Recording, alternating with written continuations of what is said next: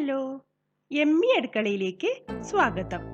ഇന്ന് ഞാനിവിടെ ഉണ്ടാക്കുന്നത് വെജിറ്റേറിയൻസിനൊക്കെ ഒരുപാട് ഇഷ്ടമുള്ള പനീർ കൊണ്ടുള്ള ഒരു പഞ്ചാബി ഡിഷായിട്ടുള്ള കടായി പനീറാണ്. നല്ല തിക്ക് ഗ്രേവിയോട് കൂടിയിട്ടുള്ള ഈ ഒരു കറി നമ്മൾക്ക് ചപ്പാത്തിക്കും പൊറോട്ടയ്ക്കും ചോറിൻ്റെയും ഒക്കെ കൂടെ നല്ലൊരു സൈഡ് ഡിഷാണ്. നല്ല ടേസ്റ്റി ആയിട്ടുള്ള ഈ കടായി പനീർ എങ്ങനെയാണ് ഉണ്ടാക്കുന്നതെന്ന് നോക്കാം. കടായി പനീർ ഉണ്ടാക്കാനായി ഞാനിവിടെ 400 ഗ്രാം പനീർ ക്യൂബ്സ് ആയിട്ട് കട്ട് ചെയ്തെടുത്ത് വെച്ചിട്ടുണ്ട്. ഒരു വലിയ സവാള പൊടിയായി കൊത്തി എരിഞ്ഞെടുത്തിട്ടുണ്ട്. നിങ്ങൾക്കിത് ചോപ്പറിലിട്ടൊന്ന് ചോപ്പ് ചെയ്തെടുക്കാവുന്നതാണ്. വളരെ നൈസായിട്ട് ചെറുതായിട്ട് അരിഞ്ഞെടുത്ത് വയ്ക്കണം. 1 ടേബിൾ സ്പൂൺ ഇഞ്ചിയും 1 ടേബിൾ സ്പൂൺ വെളുത്തുള്ളിയും ചെറുതായി കൊത്തി എരിഞ്ഞെടുത്തിട്ടുണ്ട്.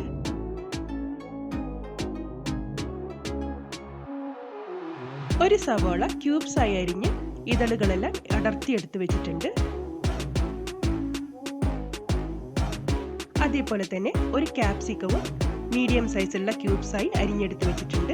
കടായി പനീറിന് ഇതുപോലെ സവാളയും ക്യാപ്സിക്കവും ക്യൂബ്സായി അരിഞ്ഞെടുത്ത് വെക്കണം. ഇനി മീഡിയം സൈസിലുള്ള 2 തക്കാളി അരച്ചെടുത്ത് വെച്ചിട്ടുണ്ട്. അതേപോലെ തന്നെ ഞാൻ ഇവിടെ ഒരു 15 കശുവണ്ടി ചൂടുവെള്ളത്തിൽ കുതിരാൻ വെച്ചിട്ടുണ്ട്. ഇത് നല്ലൊരു തിക്ക് പേസ്റ്റ് ആയിട്ട് നമ്മൾക്ക് അരച്ചെടുക്കണം. ഇതിന് പകരം നിങ്ങൾക്ക് ഫ്രഷ് ക്രീമും യൂസ് ചെയ്യാവുന്നതാണ്. കടായി പനീർ ഉണ്ടാക്കാനായി നമ്മൾക്ക് ആദ്യം ഒരു കടായി മസാല തയ്യാറാക്കണം. അതിനായി ഞാൻ ഇവിടെ ഒരു ചൂടായ പാനിലേക്ക് 3 ഏലക്കായ, 4 ഗ്രാമ്പു, 3 വറ്റൽമുളക്, 1.5 ടേബിൾ സ്പൂൺ മുഴുവൻ മല്ലി,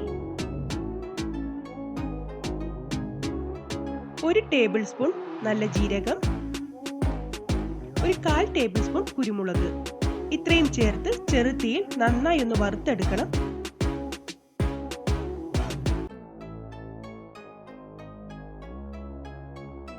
ഇതിപ്പോ നന്നായി വറുത്ത് വന്നിട്ടുണ്ട്.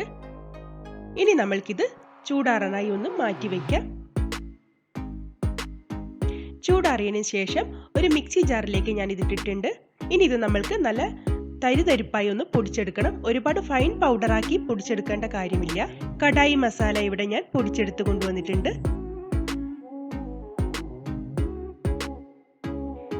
ഇനി നമ്മൾക്ക് പനീർ ഒന്ന് ചെറുതായി ഫ്രൈ ചെയ്തെടുക്കണം.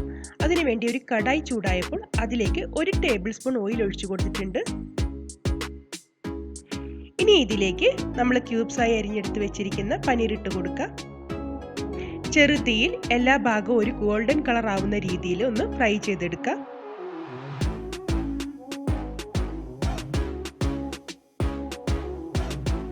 പനീറിന്റെ എല്ലാ ഭാഗവും ഒരു ഗോൾഡൻ കളർ വരുന്നത് വരെ തിരിച്ചിട്ട് നന്നായി ഒന്ന് ഫ്രൈ ചെയ്തെടുക്കണം. ഇപ്പോൾ പനീറിന്റെ എല്ലാ ഭാഗവും നന്നായി ഫ്രൈ ആയി വന്നിട്ടുണ്ട്. ഇനി നമ്മൾക്കിത് എണ്ണയിൽ നിന്ന് കോരി മാറ്റാം.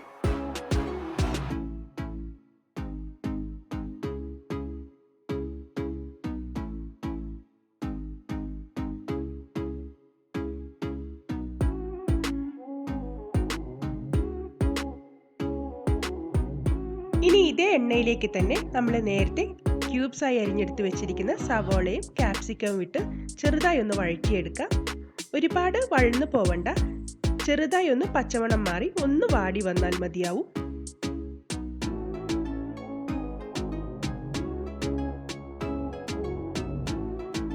ഇപ്പോൾ സവോളയും ക്യാപ്സിക്കവും എല്ലാം ചെറുതായി ഒന്ന് വാടി വന്നിട്ടുണ്ട്. ഇത് മതിയാവും. ഇനി നമ്മൾക്കിത് കോരി മാറ്റാം.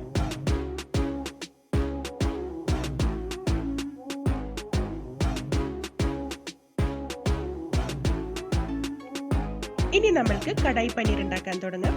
അതിനുവേണ്ടി ഞാനിവിടെ സെയിം കടായിലേക്ക് തന്നെ 2 ടേബിൾ സ്പൂൺ ഓയിൽ ഒഴിച്ചു കൊടുത്തിട്ടുണ്ട്. ഓയിൽ നല്ലവണ്ണം ചൂടായി വരുമ്പോൾ ഇതിലേക്ക് 1 ടീസ്പൂൺ നല്ല ജീരകം ഇട്ട് കൊടുക്കാം. ജീരകം ഒന്ന് പൊട്ടി വരുമ്പോഴത്തേക്കും ഇതിലേക്ക് നമ്മൾ നേരത്തെ എടുത്ത് വെച്ചിരിക്കുന്ന 1 ടേബിൾ സ്പൂൺ ഇഞ്ചി കൊത്തിയരിഞ്ഞതും 1 ടേബിൾ സ്പൂൺ വെളുത്തുള്ളി കൊത്തിയരിഞ്ഞതും ചേർത്ത് കൊടുത്ത് നന്നായി ഒന്ന് വഴറ്റിയെടുക്കാം.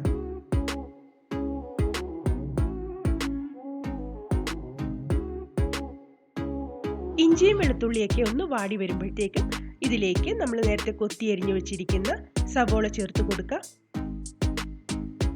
ഇനി ഇതെല്ലാം കൂടി നല്ലൊരു ഗോൾഡൻ ബ്രൗൺ കളർ ആവുന്നത് വരെ വഴറ്റിയെടുക്കണം.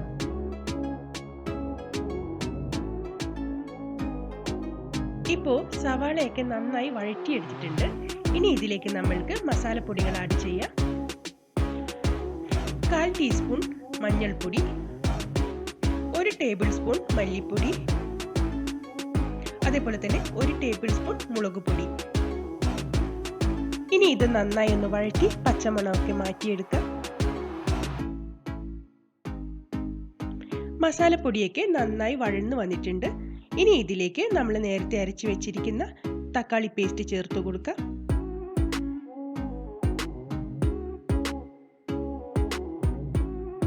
ഇനി ഈ തക്കാളി പേസ്റ്റ് ഒക്കെ നന്നായി വെന്ത് വെള്ളമെല്ലാം വറ്റി എണ്ണ തെളിഞ്ഞു വരുന്നത് വരെ വഴറ്റിയെടുക്കണം.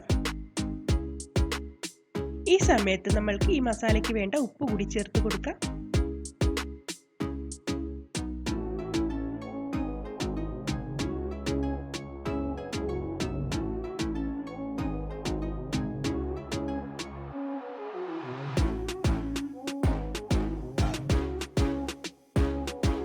ഇപ്പോൾ തക്കാളി പേസ്റ്റ് ഒക്കെ നന്നായി വെന്ത് എണ്ണ വേർതിരിഞ്ഞ് വരാൻ തുടങ്ങിയിട്ടുണ്ട്.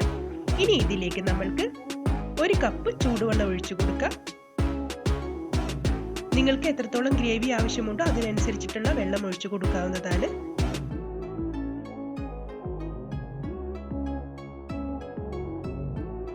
ഇപ്പോൾ ഗ്രേവിയൊക്കെ നന്നായി തിളയ്ക്കാൻ തുടങ്ങിയിട്ടുണ്ട്.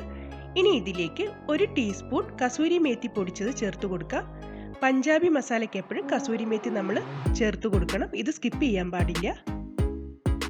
കസൂരി മേത്തി ചേർത്ത് കൊടുത്തതിന് ശേഷം നമ്മൾക്കിതിലേക്ക് നേരത്തെ വഴറ്റിയെടുത്ത് വെച്ചിരിക്കുന്ന സവാളയും ക്യാപ്സിക്കവും ഫ്രൈ ചെയ്തെടുത്ത് മാറ്റി വെച്ചിരുന്ന പനീറും ചേർത്ത് കൊടുക്കാം.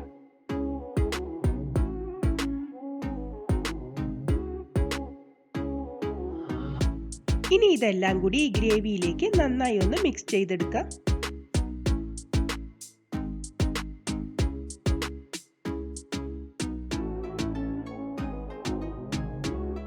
ഇപ്പോൾ പനീറും പച്ചക്കറിയും എല്ലാം ഗ്രേവിയിലേക്ക് നന്നായി മിക്സായി വന്നിട്ടുണ്ട്.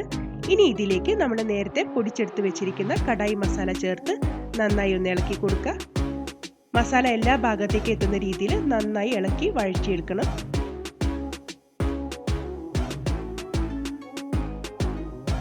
ഇനി ഇതിലേക്ക് കശുവണ്ടി അരച്ച പേസ്റ്റ് കൂടി ചേർത്ത് കൊടുക്കാം. ഇതിന് പകരം നിങ്ങൾക്ക് ഫ്രഷ് ക്രീം വേണമെങ്കിൽ ചേർത്ത് കൊടുക്കാവുന്നതാണ്. ഇനി നന്നായി ഒന്ന് മിക്സ് ചെയ്ത് കൊടുക്കുക.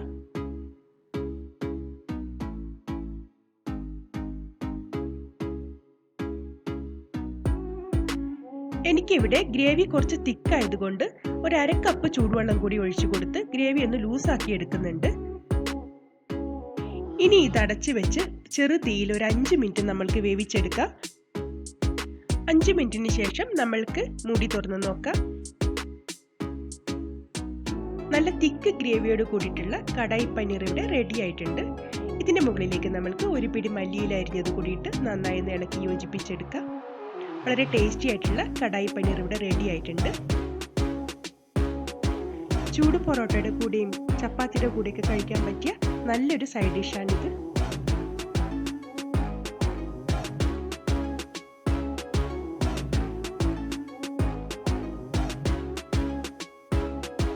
പനീർ ഇഷ്ടപ്പെടുന്നവർക്ക് തീർച്ചയായും നന്നായി ഇഷ്ടപ്പെടുന്ന നല്ലൊരു വിഭവമാണിത്. നിങ്ങൾ എല്ലാവരും ഈ കടായി പനീർ ഒന്ന് ട്രൈ ചെയ്ത് നോക്കുക.